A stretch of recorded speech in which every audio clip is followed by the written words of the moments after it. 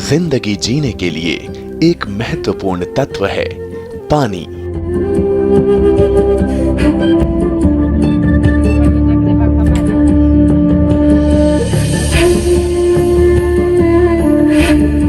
जल है तो ही हम हैं।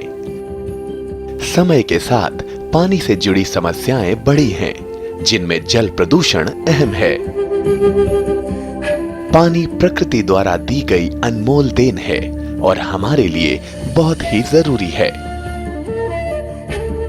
भोजन के बिना तो हम कई दिनों तक जीवन जी सकते हैं, लेकिन जल के बिना जिंदा नहीं रह सकते।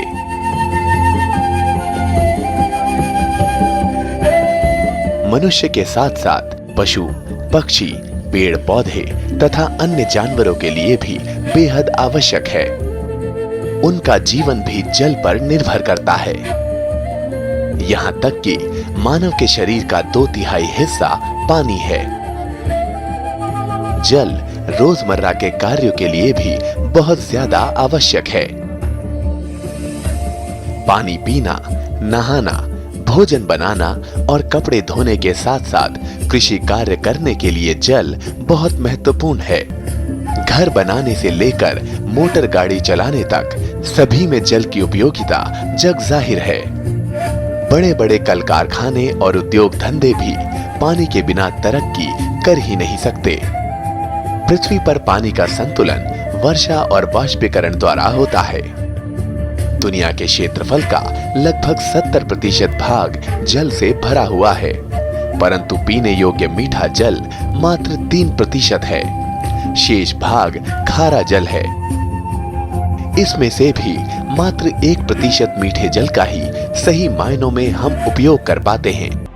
जनसंख्या विस्फोट, जल संसाधनों का जरूरत से ज्यादा उपयोग, पर्यावरण का बिगड़ता संतुलन और जल प्रबंधन की खराब व्यवस्था के कारण भारत के कई राज्य जल संकट की समस्या से परेशान हैं। आज भी देश में कई बीमारियों का एकमात्र कारण प्रदूषित जल है। हर साल करीब 5 करोड़ घन मीटर गैर उपचारित शहरी नालों का गंदा पानी इन नदियों में बहाया जाता है, जिससे भारत की सभी 14 नदी तंत्र भयंकर रूप से प्रदूषित हो चुकी हैं। एक सर्वे के मुताबिक देश में जल स्तर हर साल 2 से लेकर 6 मीटर तक नीचे जा रहा है। स्थिति साफ है कि केवल जल संरक्षण और बेहतर इस्तेमाल से जल संकट से उबरा जा सकता है। अब बड़ा सवाल ये है कि जल संरक्षण के लिए क्या किया जा सकता है। पानी को प्रदूषित होने से बचाने के लिए कई तरह के प्रयास हो रहे हैं। कई संस्थाएं इसके लिए कोशिशें भी कर रही हैं और लोगों में जागरूकता लाने के लिए सरकार अपनी ओर से कई तरह के कार्यक्रमों का आयोजन भी समय समय पर कर रही है।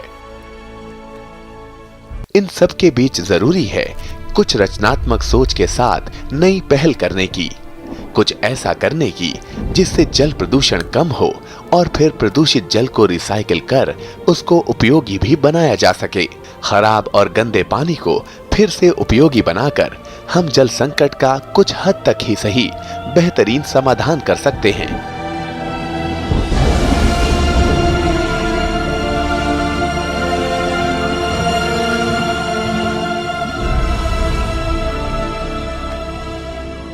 जल प्रदूषण से बचने के लिए कई तरह के प्रयास हो रहे हैं।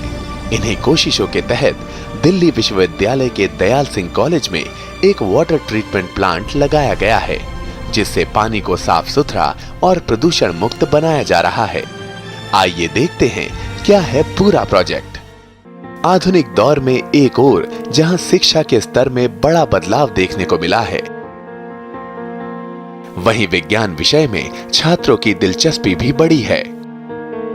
अब विश्वविद्यालयों के ज्यादातर कॉलेजों में साइंस स्ट्रीम के लिए खास प्रबंध किए गए हैं, जिनमें सभी सुविधाओं से युक्त प्रयोगशालाएं अहम हैं। कोर्सेज को कुछ इस तरह से डिजाइन किया गया है कि छात्रों को लेबोरेटरी में कई तरह के प्रयोग करने होते हैं और इस पूरी प्रक्रिया में वो अलग अलग रसायनों का इस्तेमाल भी करते हैं। क्या कभी आपने सोचा है कि प्रयोगशालाओं में रसायनों के उपयोग के बाद उनका होता क्या है। सच तो ये है कि ये रसायन जल प्रदूषण का बड़ा कारण है। लैब में प्रैक्टिकल के बाद इन रसायनों को नालियों में बहा दिया जाता है। इससे एक तरफ जल तो प्रदूषित हो ही रहा है, साथ ही जब यही पानी किसी न किसी रूप में जलाशयों में पहुंचता है तो कई बीमारियों का कारण भी बनता है। लंबे समय तक एक ही स्थान पर रसायन युक्त पानी के जमा होने से भूजल के स्तर पर भी नकारात्मक असर पड़ता है। दयाल सिंह कॉलेज में भी इस समस्या ने छात्रों और अध्यापकों को बहुत कुछ सोचने पर विवश कर दिया था। कई दौर के विचार विमर्श के बाद यहाँ एक वाटर ट्रीटमेंट प्लांट लगाया गया, जो एक पूरी प्रक्रिया के तहत पानी को साफ करने का काम कर रहा है। इस पूरे मैकेनिज्म को आधुनिक वैज्ञानिक पद्धति के अनुसार इस तरह से डिजाइन किया गया है कि इसको संचालित करने में व्यक्तियों की बहुत कम जरूरत होती है। प्रोजेक्ट की खास बात यह है कि इसमें पानी की महत्ता को समझते हुए रिसाइकलिंग प्रक्रिया में पानी कम बर्बाद हो, इस पर खास ध्यान दिया गया है। कई तरह के मशीनों का प्रयोग कुछ इस ढंग से किया गया है कि एक प्रक्रिया के बाद दूसरे में पानी खुद पहुंच जाता है और हर चरण में जल से रसायन अलग होते चले जाते हैं। पानी से विषैले रसायनों को दूर करने के लिए पूरी प्रक्रिया में थोड़ा समय तो लगता है, पर अंत में जो पानी मिलता है वो सिर्फ दिखने में ही साफ नहीं होता, बल्कि बहुत हद तक प्रदूषण मुक्त और निर्मल भी बन जाता है।